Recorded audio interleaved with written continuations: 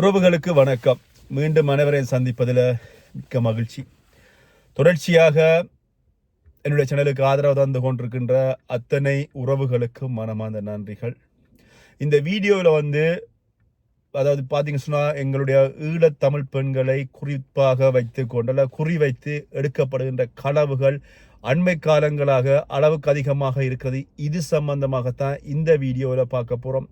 அதுக்கு முன்பதாக என்னுடைய சேனலை சப்ஸ்கிரைப் பண்ணாதவங்க சப்ஸ்கிரைப் பண்ணி விட்டு பெல் பட்டனை தட்டி விட்டு உள்ள வந்தீங்கன்னு சொன்னால் தான் என்னுடைய பகிர்வுகள் எல்லாமே உங்களை சேரும். அதே மாதிரி உங்களிடம் இருக்கின்ற ஏதாவது விஷயங்கள் பகிர்ந்து கொள்ளணும்னு சொல்லி ஆசைப்பட்டீங்க சொன்னால் மீடியா துரோகம் 01@gmail.com என்கின்ற இமெயில் ஊடாக எழுதி அனுப்புங்கள். நிச்சயமாக உங்களுடைய விஷயங்களை நான் பகிர்ந்து கொள்வேன் அப்படின்னு சொல்லிக்கொண்டு,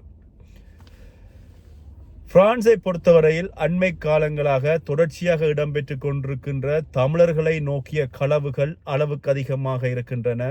அந்த வகையில் அண்மை காலங்களாக பார்த்தீங்கன்னு சொன்னால் இந்த வெயில் காலம், அதாவது கோடை காலம் ஆரம்பித்திருக்கிறது. பிரான்ஸை பொறுத்தவரையில் இந்த குளிர்காலம் முடிந்துவிட்டு கோடைக்காலம் ஆரம்பித்திருப்பதால் அநேகமான பெண்கள் பார்த்தீங்கன்னு சொன்னால் ஜக்கெட், அதாவது பார்த்தீங்கன்னா மேலங்கியாக இருக்கின்ற குளிருக்கு பாதுகாப்பாக போடுகின்ற ஜக்கெட்டை இனிமேல் போட மாட்டார்கள். எல்லாருமே சட்டைகளோடு லாபகாரமாக திரிவதற்கான வாய்ப்புகள் அளவுக்கு அதிகமாக இருக்குது.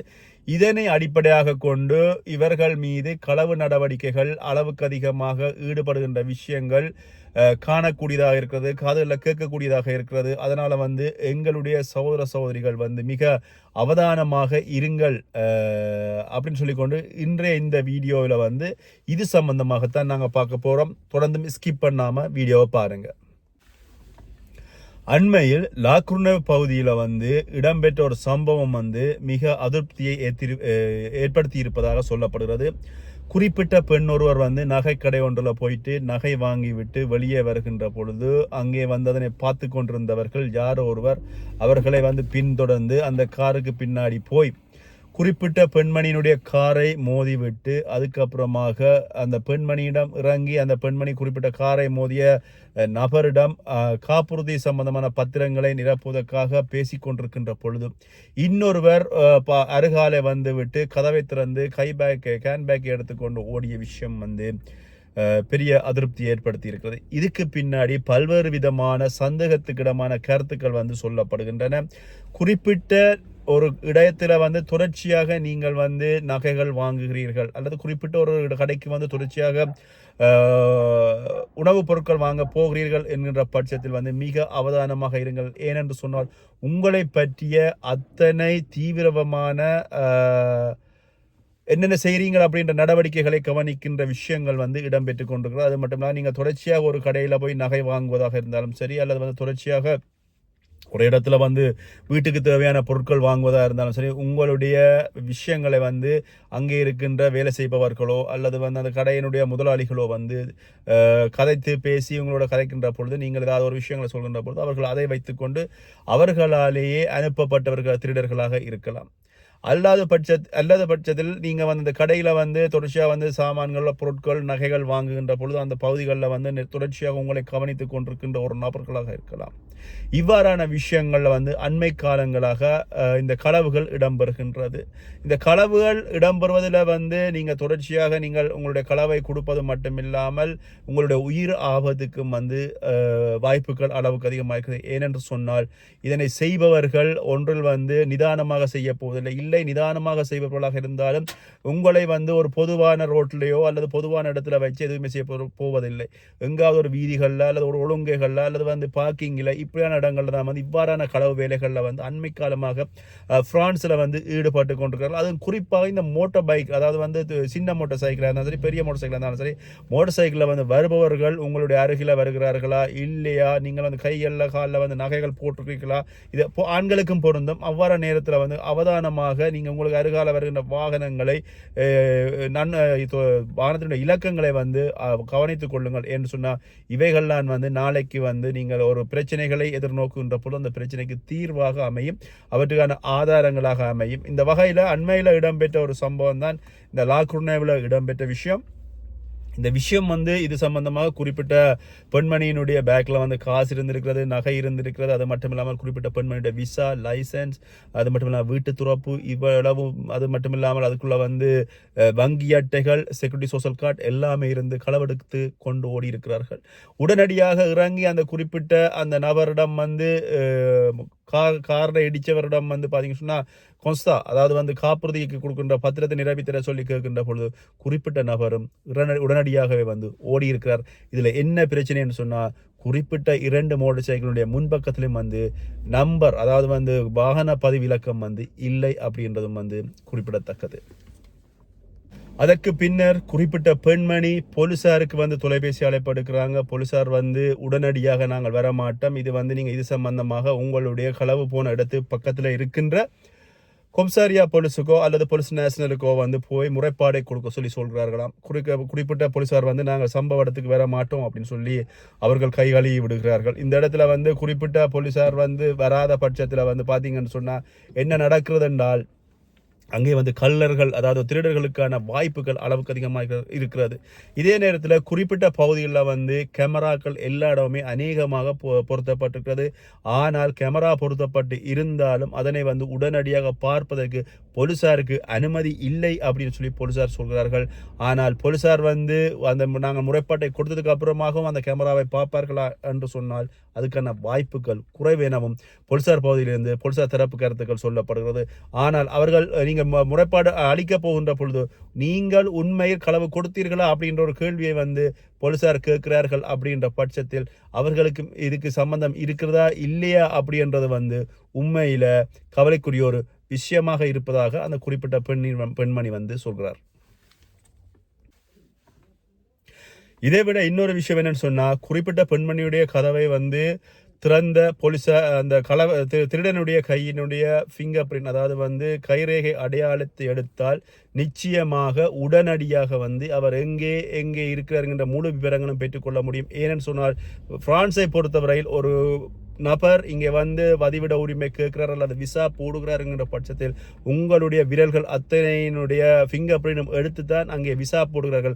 ஆக இது வந்து இலகுவான காரியம். ஆனால் போலீசாரை பொறுத்தவரையில் அவர்களுக்கு வந்து, அதாவது இந்த தமிழர்கள் வாழ்கின்ற பிரதேசமாக இருக்கின்ற லாஷபலா இருக்கலாம், அல்லது வந்து பொபினியா இருக்கலாம், லூபூசியா இருக்கலாம், லாக்ருனவா இருக்கலாம், ரான்சியா இருக்கலாம், இந்த பகுதிகளில் இருக்கின்ற காவல்துறையினருக்கு வந்து நிச்சயமாக இந்த திருட்டோடு செய்பவர்கள் இது யாராக இருக்கும் அப்படின்ற விஷயங்கள் வந்து ஓரளவுக்கு தெரியும்.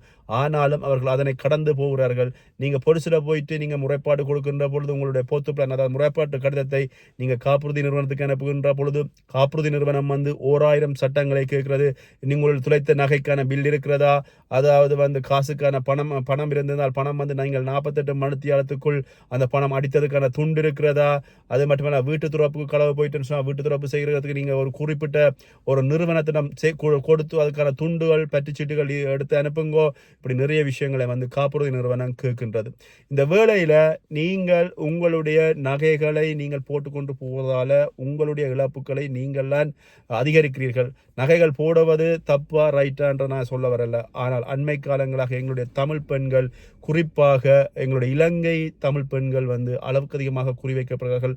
அதுவும் இந்த காரில் போகின்ற பொழுது கைகளில் நகைகள் இருக்கிறது. ஒருத்தர் வந்து இப்படி இதே மாதிரி சம்பவம் வந்து உங்களுக்கு காரில் வந்து மோட்டார் பைக்கெல்லாம் முட்டி விட்டார் பின்னால் நீங்கள் கொன்ஸ்தா, அதாவது வந்து இன்சூரன்ஸுக்கான படிவம் வந்து நிரப்ப போகிறீங்க அப்படின்னு சொன்னால் உங்களோட ஹேண்ட் பேக் எல்லாம் வந்து காருக்குள்ளே இருக்குன்னு சொன்னால் இறங்கி நீங்கள் காரை லாக் பண்ணிவிட்டு வெளியில் போங்க. அதே மாதிரி திருப்பி லாக் எடுத்து நீங்கள் இன்சூரன்ஸ் ஃபார்ம் எல்லாம் எடுத்து நீங்கள் ஃபில் பண்ண வெளியில் போகின்ற பொழுது உங்களோட டாக்குமெண்ட்டில் மட்டும் எடுத்துட்டு மீதி எல்லாவற்றையும் அந்த உள்ளுக்குள்ளே வடிவாக வச்சுட்டு வெளியில் போய் அவர்களோட கதைங்க. அது மட்டும் இல்லாமல் கைகளில் காலில் நகைகள் இருந்துச்சுன்னு சொன்னால் அவற்றை கடத்தி காருக்குள்ளே எல்லாம் வச்சு கொண்டு போங்க. அது மட்டும் இல்லாமல் நான் ஏற்கனவே ஒரு வீடியோ பண்ணியிருக்கேன், ஒரு கார் விபத்தாகிவிட்டால், உங்களுடைய கார் வந்து விபத்தாகிவிட்டால் உடனடியாக வந்து நீங்கள் என்ன செய்யணும்னு சொன்னால் உடனடியாக உங்களுடைய கைபேசியை எடுத்துக்கொண்டு போய் உங்களுடைய கார் லாக் பண்ணிவிட்டு வெளியில் போயிட்டு உங்களுடைய முட்டினவற்ற காரனுடைய இன்சூரன்ஸ் துண்டு இப்போ வந்து இல்லை. அநேகமாக நம்ம பழைய ஆட்களுக்கு வந்து தெரியும், காரில் வந்து முன்னுக்கு இன்சூரன்ஸ் துண்டு வைப்பாங்க. இப்போ வந்து இன்சூரன்ஸ் துண்டு இல்லை. உடனடியாக காரனுடைய நம்பரை உடனடியாக உங்களுடைய உங்களுடைய முட்டின வாகனத்துடைய நம்பரை வந்து உடனடியாக ஃபோட்டோ எடுங்க. முடிஞ்சால் அந்த முட்டின நபரையும் வந்து ஃபோட்டோ எடுத்துட்டீங்கன்னு சொன்னால் உங்களுக்கு பாதுகாப்பாக இருக்கும். ஏன் சொன்னால் உடனடியாக ஓட மாட்டார். இல்லை நீங்கள் காரை வந்து ஒரு இல்லையா நிப்பாட்டுங்க, நான் உங்களுக்கு வந்து இன்சூரன்ஸ் ஃபார்ம் சைன் பண்ணி தரேன்னு சொல்லி ஒரு சொல்கிறாரா இருந்தால் நீங்கள் காரை எடுத்து பார்க்கிங்கில் நிப்பாட்ட கிடையில அவர் மோட்டர் பைக்கில் போகிறவர் மோட்டர் பைக் எடுத்து போய் காரில் போவார், காரை எடுத்துக்கொண்டு போய்விடுவார். அதுக்கப்புறமா நாங்கள் கொஸ்டா சைன் பண்ணுறதா என்ன செய்யறேன்னு சொல்லி அந்த அந்த இடத்துல இருக்கின்ற டென்ஷனில் வந்து நாங்கள் வந்து எதுவுமே செய்ய முடியாது. அதனால் வந்து முடிஞ்ச வரை உங்களுடைய பாதுகாப்பை உறுதி செய்யுங்கள். அது மாதிரி நகைகள் போடுவது தப்பில்லை, ஆனால் அதுக்கேற்ற வகையில் பாதுகாப்பாக போடுங்கள். ஆனால் இப்போ தமிழர்களுடைய பகுதியாக இருக்கின்ற லாக்குர்னாவாக இருக்கலாம், அல்லது பொமினியாக இருக்கலாம், அல்லது வந்து லூபூசியாக இருக்கலாம், அந்த பகுதிகளில் வந்து எங்களுடைய தமிழ் பெண்கள் எப்படி போகிறார்கள் எப்படி வருகிறார்கள் அப்படின்றது வந்து குறிப்பாக அவர்கள் வந்து அறிந்து தான் இந்த விஷயங்கள் செய்கிறார்கள். இதுக்குள் வந்து நான் விசாரித்த அளவில் ஒரு சிலர் தமிழர்களும் இதுக்கு உடன்படுகிறார்கள். அவர்களான் வந்து இன்னொரு ரொமேனியக்காரரோ அல்லது வந்து ஒரு ஆப்பிரிக்க இனத்தவரோ அல்லது வேறு துருக்கிக்காரர்களோ ஆரையோ செட் பண்ணி அவர்கள் தான் இதனை செய்கிறார்கள் அப்படின்னு சொல்லியும் தெரிய வருகிறது. ஏன்னு சொன்னால் நீங்கள் குறிப்பிட்ட ஒரு நிறுவனங்களுக்கு தொடர்ச்சியாக போகின்ற பொழுது அங்கே வந்து என்ன வாங்கினீங்கள் என்ன கொடுத்தீங்கள் அப்படின்ற விஷயங்கள் எல்லாமே வந்து வெளியே போவதற்கான வாய்ப்புகள் குறைவு. ஆனால் குறிப்பிட்ட அந்த பகுதிகளில் இருக்கின்ற தொழில் செய்கின்ற முதலாளிகள் இதுக்கு தொடர்பு இருக்கலாம் அப்படின்னு சொல்லி அந்த பகுதிகளில் வசிக்கின்ற மக்கள் தங்களுடைய கருத்துக்களை வந்து சொல்வார்கள். அதனால மிகவும் மிகவும் வந்து எங்களுடைய பெண்கள் வந்து அவதானமாக இருங்கள். வாகனங்களில் போகின்ற பொழுது உங்களுடைய பேக்குகளை வந்து முடிஞ்ச வர கொஃபுகளை வையுங்கோ, அல்லது வந்து பின்னுக்கு டிக்கிகளை வச்சு போட்டு வாங்க. நான் டிக்கிகளை வைக்கின்றாலும் இப்போ வந்து இன்னொரு புதிய பிரச்சனை போகிறது. டிக்கிகளை இருக்கின்ற பொழுது நீங்கள் எங்கே வைக்கிறத பார்த்துட்டு வந்தால் நீங்கள் ஒரு சோப்பு ரெட் லைட்டில் நிற்கின்ற பொழுது அங்கே வந்து பார்த்தீங்கன்னா சிக்னல் மாறப்போகுது, பச்சை விழா போகின்ற பொழுது டக்குன்னு கொஃபில் திறந்து பேக் எடுத்துக்கொண்டு ஓடின விஷயங்களும் இடம்பெற்றிருப்பதாக சொல்லப்படுகிறது. ஆக உங்களுடைய அத்தனை விடயங்களும் வந்து முடிஞ்ச வரை பாதுகாப்பாக இருங்க. அதுவும் இப்போ புதிய டெக்னாலஜியில் வருகின்ற கார் எலக்ட்ரிக் கார்கள் எல்லாமே வந்து உங்களோட கைபேசியில் வந்து ஆப்ஸ் இருக்கு மேலே இருந்தால், அதாவது வந்து ஒரு காரனுடைய ஆப்ஸ் இப்போ டெஸ்லான்னு சொன்னீங்கன்னா டெஸ்லா அந்த ஆப்ஸ் வந்து ஃபோனில் இருக்கும். அதில் வந்து உங்களோட கொஃபில் அதாவது வந்து எல்லாமே கண்ட்ரோல் வந்து அதில் இருக்கும். அப்படியான நேரங்களை உங்களுக்கு வச்சு போட்டு உங்களுடைய கண்ட்ரோல் எல்லாத்தையும் வந்து உங்களுடைய கைபேசியில் வச்சுடுங்க. மிக அவதானமாக இருங்க, களவு கொடுக்காதீங்க. நீங்கள் கஷ்டப்பட்டு சேகரிக்கின்ற ஒவ்வொரு சிறுதுளியும் நீங்கள் வந்து கஷ்டப்பட்டு சேகரிக்கிறீர்கள், அதை வந்து களவெடுத்து கொண்டு போகின்றவர்கள், அதை கொண்டே கொடுக்கின்றவர்கள், அதே மாதிரி இருக்கிற தமிழர்கள், அதில் வேண்டி வைக்கின்ற தமிழர்கள் எல்லாருமே வந்து உடம்புல நோகாமல் அனுபவிக்கிறார்கள், உடம்புல நோகாமல் அதனை வந்து சுவைக்கிறார்கள். அதனால் வந்து உங்களுடைய உழைப்பை நீங்கள் வந்து இன்னொருவருக்கு தானம் கொடுக்காமல் கஷ்டப்பட உழைக்கின்ற காசை கவனமாக நீங்கள் ஆடம்பரமாக அல்லது வந்து நீங்கள் அணிகளின் நகைகள் போடணும்னு ஆசையாக இருந்தால் போடுங்கள். ஆனால் பாதுகாப்பாக தெரியுங்கள். குறிப்பாக இந்த லாச்சப்பல் ரயிலில் போகிறவர்களெல்லாம் அந்த லட்சப்பலுக்கு மேலே ஏறுகின்ற லிஃப்ட் மூவிங் லிஃப்ட்டில் வந்து மேலே போன்றவர்களெல்லாம் மிக அவதானமாக இருங்கள். அந்த பகுதிகளில் எல்லாம் வந்து எவ்வளவோ கள்ளர்கள் எந்த நேரமும் நிற்கிறார்கள். நீண்ட காலங்களாக இந்த கள்ளர்களுடைய பிரச்சனைகள் அந்த பகுதிகளில் தொடர்ச்சியாக இருக்கிறது. அதனால் மிக அவதானமாக இருங்க. எனக்கு தெரிஞ்ச விஷயத்தை நான் உங்களோட பயந்துக்கிறேன். இது பற்றிய விஷயங்கள் மேலே விஷயங்கள் உங்களுக்கு தெரியுமா இருந்தால் என்னுடைய கமெண்ட் பாக்ஸ் சொல்லுங்கள். இல்லாது மீடியா துரோகம் 01@gmail.com என்கின்ற என்னுடைய இமெயிலுக்கு எழுதி அனுப்புங்கள். நிச்சயமாக நான் உங்களோடு அந்த விஷயங்களையும் பகிர்ந்து கொள்கிறேன். நன்றி. மீண்டும் இன்னொரு வீடியோ சந்திக்கின்றேன்.